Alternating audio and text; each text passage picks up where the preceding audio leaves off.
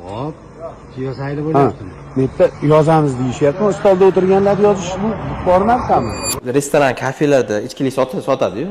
O'sha paytda ichib o'tirsangiz, so'z PPS xodimlar, ishchilar xodimlar kelib, bu yerda ichish mumkin emas. Nimaga ichib o'tirasizlar deb jarima yoki nimadir solib ketishsa, bu qanchasi to'g'ri? Shunasini ko'rdingizmi bilmadim. Mana Instagramni siz yurg'izasiz-ku, ko'rasiz-ku, mana platformadan.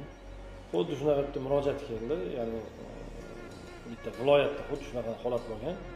Choyxonada o'tiramiz dedi, o'tirgan holatimizda dedi, postpatrul xizmat xodimlari kelib turib, jamoat joyida sizlar spirtli ichimlik iste'mol qilib o'tiribsizlar deb turib, bizani jarimaga tortib ketdi deb murojaat kelib tushgan. Bu holat bo'yicha yo'q, mumkin emas jarimaga tortish, sababi u jamoat joyi hisoblanadi. To'g'ri, kafe, restoran, barlar bu jamoat joyi hisoblanadi. Lekin ular umumiy ovqatlanish joyi hisoblanganligi sababli u yerda misol uchun spirtli ichimlik iste'mol qilish mumkin.